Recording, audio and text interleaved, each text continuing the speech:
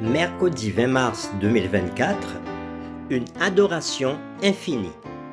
C'est toujours un plaisir de se retrouver autour de ce qui nous fait du bien et qui nous apporte paix et confiance pour notre vie. Et quoi de mieux que la parole de Dieu, dans laquelle nous pouvons puiser réconfort et joie pour passer une bonne journée. L'équipe de l'aventure dans la parole souhaite que cette séquence vous apporte la sérénité nécessaire pour aujourd'hui. Notre communauté s'agrandit et c'est grâce à vous. Soyez vous aussi actifs avec nous pour répandre le message en likant, en partageant le lien. Nous vous invitons à vous abonner pour recevoir les notifications chaque jour. Et pour un confort d'écoute en continu, nous vous proposons la playlist de chaque semaine. Le texte à mémoriser de cette semaine que nous vous invitons à dire avec nous se trouve au psaume 104, le verset 33. Je chanterai l'Éternel tant que je vivrai. Je célébrerai mon Dieu tant que j'existerai. Je vous invite à le redire avec nous. Psaume 104, le verset 33. Je chanterai l'Éternel tant que je vivrai. Je célébrerai mon Dieu tant que j'existerai. Quels conseils sont contenus dans les psaumes pour l'adoration à Dieu? Comment le peuple de Dieu peut aider les autres à adorer? Dieu prend-il toujours plaisir à notre adoration?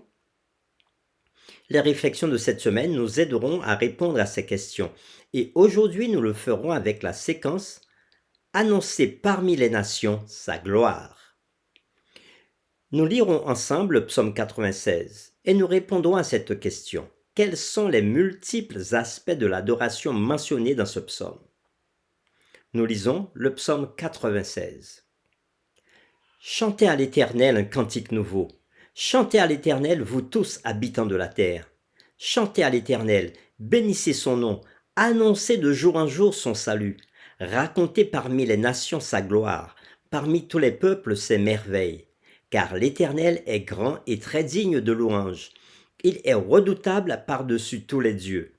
Car tous les dieux des peuples sont des idoles, et l'Éternel a fait les cieux. La splendeur et la magnificence sont devant sa face. La gloire et la majesté sont dans son sanctuaire. Famille des peuples, rendez à l'Éternel gloire et honneur. Rendez à l'Éternel gloire pour son nom. Apportez des offrandes et entrez dans ses parvis.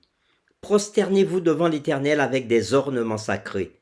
Tremblez devant lui, vous tous habitants de la terre. Dites parmi les nations, l'Éternel règne. Aussi le monde est ferme, il ne chancelle pas. L'Éternel juge les peuples avec droiture. Que les cieux se réjouissent et que la terre soit dans l'allégresse, que la mer retentisse avec tout ce qu'elle contient, que la campagne s'égaie avec tout ce qu'elle renferme, que tous les arbres des forêts poussent des cris de joie devant l'Éternel, car il vient pour juger la terre, et il jugera le monde avec justice et les peuples selon sa fidélité. Après la lecture du psaume 96, nous répondons à cette question. Quels sont les multiples aspects de l'adoration mentionnés dans ce psaume? L'adoration comprend le chant à l'Éternel, comme nous l'avons vu au verset 1 et 2, la louange de son nom au verset 2, la proclamation de sa bonté et de sa grandeur, les versets 3 et 4, et l'apport de dons à son temple, verset 8. En plus de ces caractéristiques familières de l'adoration, le psaume 96 met en évidence un aspect moins évident du culte, à savoir la dimension évangélique de la proclamation du royaume de l'Éternel aux autres peuples. Et cela, on le voit au verset 2, 3 et 10. Cependant, le chant, la louange, les offrandes et la proclamation de l'Évangile ne sont pas des actions distinctes, mais des expressions variées de l'adoration.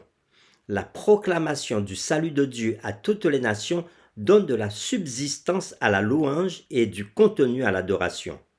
Remarquez comment les raisons de l'adoration coïncident avec le message proclamé aux autres peuples. Au verset 4, il nous est dit « Car l'Éternel est grand ».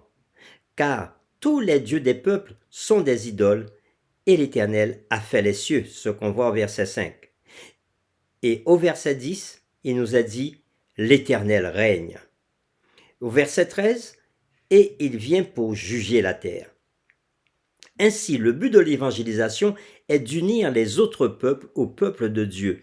Et en fin de compte, à la création tout entière dans l'adoration de l'Éternel. C'est ce que nous voyons au verset 11 à 13 du psaume 96. L'adoration naît de la reconnaissance intérieure de la nature de l'Éternel, c'est-à-dire créateur, roi et juge. Au verset 5, 10 et 13, nous le voyons. L'adoration consiste donc à se souvenir des œuvres passées de Dieu, donc la création, à célébrer ses merveilles actuelles, le maintien du monde par Dieu et son règne actuel, et à anticiper ses œuvres futures, donc le jugement de la fin des temps et une nouvelle vie dans les nouveaux cieux et la nouvelle terre. Dans les psaumes, le jugement signifie la restauration de l'ordre divin de paix, de justice et de bien-être dans un monde actuellement accablé par l'injustice et la souffrance. C'est pourquoi la terre entière se réjouit des jugements de Dieu. Et on peut le lire à nouveau au psaume 96, versets 10 à 13. Dites parmi les nations, l'Éternel règne. Aussi le monde est ferme, il ne chancelle pas. L'Éternel juge les peuples avec droiture. Que les cieux se réjouissent et que la terre soit dans l'allégresse, que la mer retentisse avec tout ce qu'elle contient, que la campagne s'égaie avec tout ce qu'elle renferme, que tous les arbres des forêts poussent des cris de joie devant l'Éternel, car il vient pour juger la terre, il jugera le monde avec justice et les peuples selon sa fidélité. Et au psaume 98, versets 4 à 9, nous pouvons lire « Poussez vers l'Éternel des cris de joie, vous tous habitants de la terre. Faites éclater votre allégresse et chantez. Chantez à l'Éternel avec la harpe, chantez des cantiques. Avec les trompettes et au son du corps, poussez des cris de joie devant l'Éternel. Que la mer retentisse avec tout ce qu'elle contient. Que le monde et ceux qui l'habitent éclatent d'allégresse. Que les fleuves battent des mains. Que toutes les montagnes poussent des cris de joie devant l'Éternel. Car il vient pour juger la terre, il jugera le monde avec justice et les peuples avec équité. » Fin de la lecture.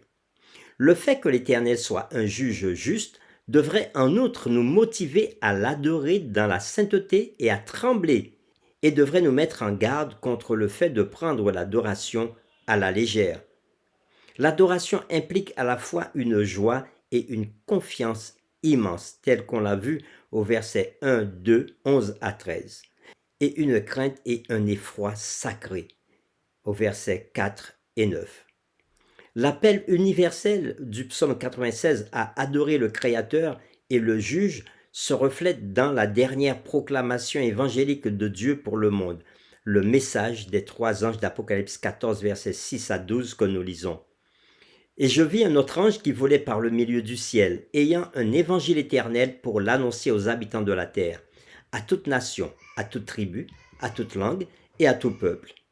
Il disait d'une voix forte, « Craignez Dieu et donnez-lui gloire, car l'heure de son jugement est venue, et adorez celui qui a fait le ciel et la terre et la mer et les sources d'eau. » Et un autre ange, un second suivit en disant, elle est tombée Babylone la grande qui a abreuvé toutes les nations du vin de la fureur de son impudicité. Et un troisième ange, les suivit en disant d'une voix forte, si quelqu'un adore la bête et son image et reçoit une marque sur son front ou sur sa main, il boira aussi du vin de la fureur de Dieu, versé sans mélange dans la coupe de sa colère, et il sera tourmenté dans le feu et le soufre devant les saints anges et devant l'agneau. Et la fumée de leur tourment monte au siècle des siècles. Et ils n'ont de repos ni jour ni nuit, ceux qui adorent la bête et son image, et quiconque reçoit la marque de son nom. C'est ici la persévérance des saints qui gardent les commandements de Dieu et la foi de Jésus. Fin de la lecture. À bien des égards, le psaume 96 semble intégrer le message de la fin des temps.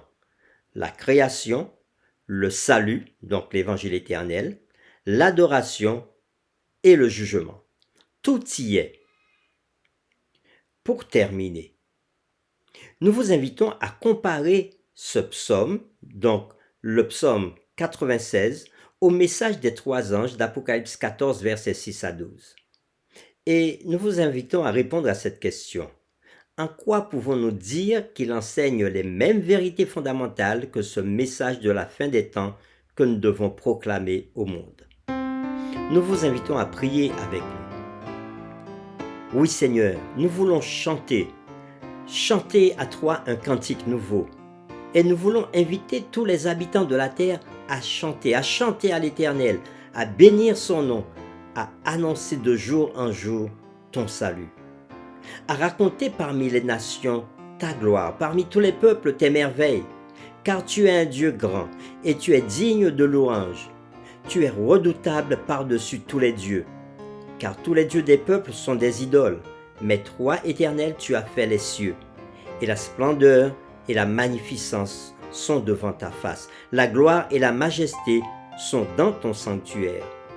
Et c'est pour cela que nous voulons inviter chaque famille de la terre à te rendre gloire et honneur. Et c'est ce que tu nous invites à faire, Seigneur, en nous donnant un message à apporter au monde entier, à annoncer que Jésus revient bientôt, à annoncer que ton jugement remettra de l'ordre dans ce monde si troublé. Merci Seigneur de nous permettre de connaître cette vérité. Aide-nous à ne pas le cacher, mais à le proclamer pour que tous ceux qui entendent ce message aient cette opportunité de venir à toi et d'accepter Jésus dans leur vie. Accorde-nous tes bénédictions pour cette journée. Nous t'avons prié au nom de Jésus. Amen.